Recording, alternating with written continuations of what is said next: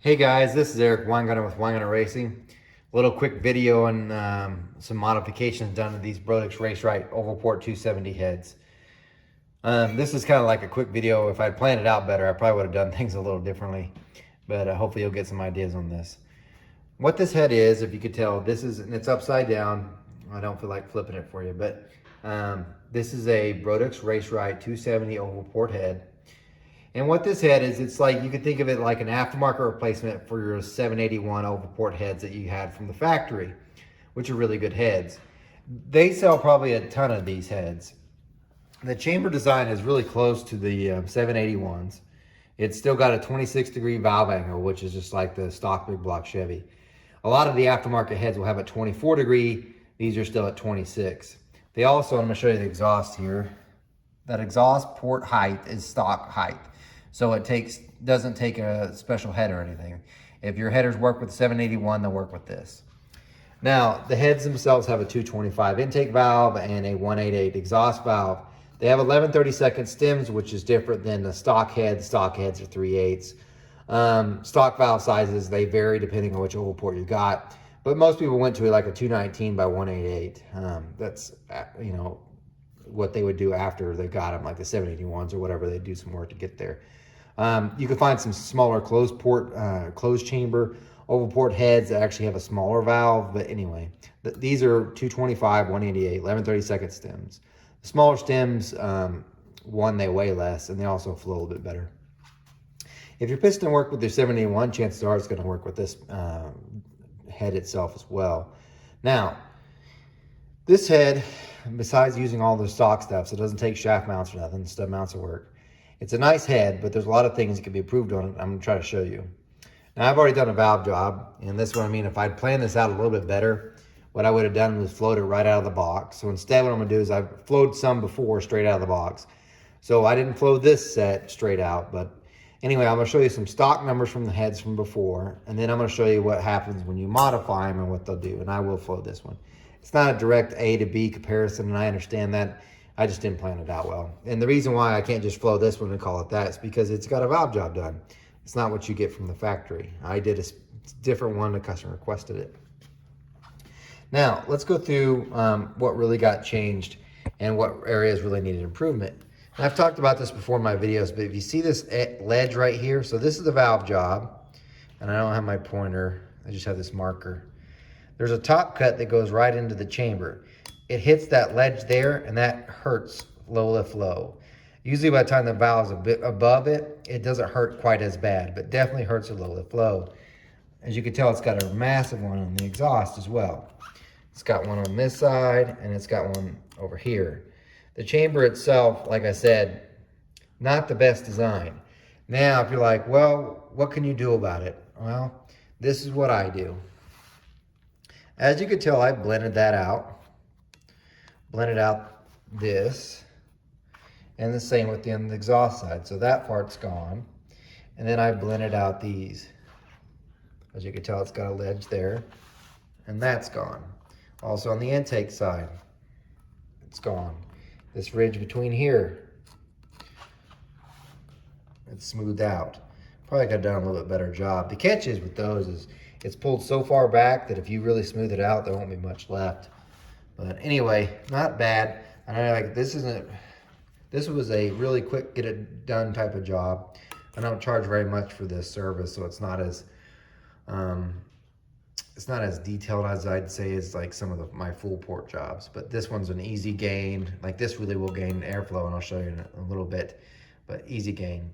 Next thing done was, and I'll be honest with you, I don't know that this really gains that much CFM, but you're more than welcome to do it.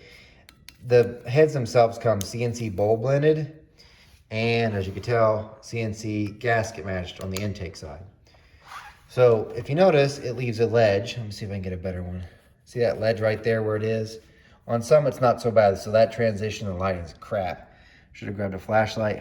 Like I said, hindsight's 20/20. As you can tell, it's got a small little ledge there, but in some spots, it's much worse. So it kind of depends. The exhaust one, of course, is worse. You can see that clearly, hopefully. I know the lighting sucks, sorry. But what I'm gonna do, what I did anyway, is I just blended that out. And then I brought the throat and blended that in. And when it's done, it looks like this. It looks like I've done more work than really what it is. Really, I'm just trying to get this CNC line to transition. Should have grabbed a flashlight. Let me see if I have one. I do have one. Hold on.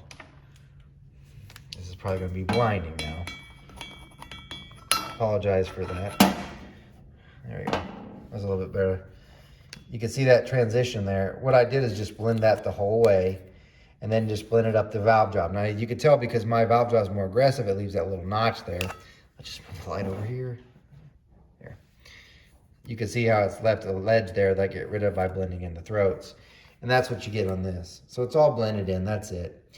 The same thing happens on the exhaust side. Now on the exhaust side, I actually do, let's move the light again. I'm a porter, not a videographer. But if you could tell, there's a pretty good ledge right there where the CNC ends. And I can promise you, that hurts flow. So on this one, it's all blended out. So it's more rounded. That's all that's been done.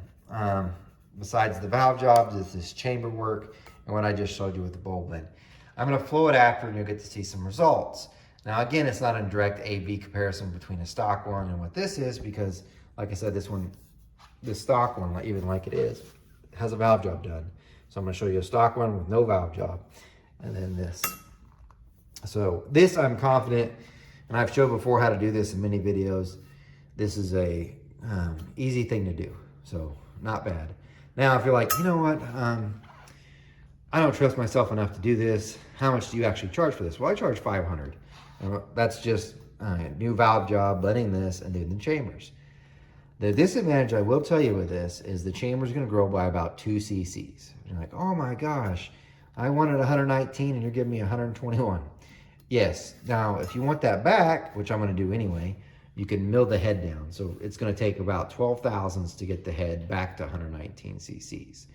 But I'm probably going to mill it anyway because I've never liked the surface finish on a Brodix head brand new. So this is how they come with Brodix. Hopefully you could see that. I don't like that finish. When I get off the mill, mine's like glass. So even though they're brand new, it's probably fine, but you'd be surprised. And I might have showed a video before when I do my initial pass cutting this. You'll see like it'll be, the mill will hit here, here, not here, and it'll be like patches. I want it to go all the way across, you know what I mean? Nice and perfect glass. But I don't like this finish, so I'm gonna mill it anyway. But anyway, so if you do this work, you're gonna gain about 2 cc's. But then if you're like, so that's $500. And that's also with the bowl blend here. So that's a little bit more involved, but anyway, that's $500. But you're like, you know what, can you just do the chambers?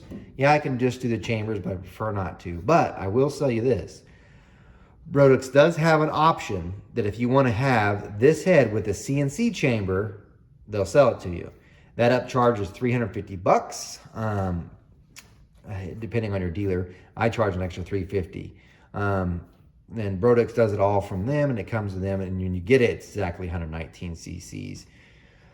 The catch with that, as I warn you too, is even though they have CNC chambers done, they'll still have sometimes they'll have a transition spots where it's coming off the valve job and it's hitting it. It's not quite as good as what it should be, but it's not bad. It's much better than, of course, this. So they do have that option if you don't want to wait for me, but you're still gonna wait forever for these heads anyway. This is probably the most popular head that they sell. Probably not the most popular, probably that IK 180 or 200 from the small block. But they sell a ton of these, so usually it's a long wait to get these because of, you know, shortages or whatever. But it still takes me time to do this. So if you're wanting to get that, you can have them do a CNC chamber work. You can get it from any dealer, or of course on a Brodix dealer, but many other dealers will do the same thing for you. It just takes a little bit of time because that is an order thing. Most people don't keep those in stock. Anyway, so there's the heads. I'm gonna show you the flow numbers and then get those out to you. All right, here are the results. Now remember, a big block Chevy has a long runner and a short runner. So I flowed both. And usually, whenever you see an advertised number, they usually only advertise the long runner because that's the better flowing one. And I'm gonna notice the rocker stud's out because I just replaced it, put it over here before someone says something. The exhaust was flowed without an exhaust pipe. This is on a 4310 bore, both were flowed the same way. Now, again, this isn't a direct A-B comparison because I didn't flow the head, this exact head stock. But this one was from one of the earlier ones I did, and this is the stock Race Rite 270 that I flowed. And this is what we have now. So we're gonna look at cylinder 1 because that's a long runner.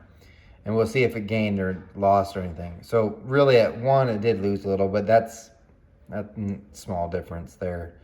At 2, 155 to 159, that's a gain there. 219 to 221, that's a small gain there. At 4, though, you're starting to see something. 259 to a 266, that's a really good number there. And then at 5, at 292 to a 297, you're gaining a little bit, 5 CFM more. At 6, at 315 to a 313, so still gaining. But the bigger difference really happens at 700, and you gain 10, and then it carries. If you notice, if you look at 8, 331 and 320, so it's still a 10 CFM gain. So for the most part, that's much better. Now most of you, several of you, I'm gonna get a comment, and they were like, why did you float a 1 inch? It tells how stable the port is. There's a whole long thing I did on it, but you'd have to go back and search for it. But if the flow numbers drop off like this, there's a chance it's gonna back up in a running engine from the air speeds. So I always flow it to 1 inch, even though most people won't run a 1 inch. They might run in between a 6, 7, and 8. Anyway, that's a long runner. This is the exhaust. Now, if you notice, I blacked out the one at the 1 inch because when I flowed this head, I used to flow without an exhaust pipe to 1 inch, then I put an exhaust pipe on. So that number is invalid. All these, that's why it's marked out. All these are correct. The exhaust picked up more than the intake did in a way. 59 to a 65, that's a gain. 100 to a 127, so that's a pretty big gain. 127 to a 152. So it's a much bigger gains happening on here. So the exhaust side is really good. Let's look at the short port real quick. Let me just scoot this paper over. There we go. And so this is the short port stock, and this is the one that's been modified. So a 78 to a 69. So yeah, I lost a little there. But a 148 to a 159, pretty good gain. 123 compared to a 210, so really good gain there. 256 to a 252, not a big gain, but a gain. 280 to 284, still a gain. 304 to 307, not as much. And then 321 to a 317. And then as you could tell, it's still climbing, but at the peak, they're about the same. So on the short runner, it didn't make near as much gains as it did on the long runner.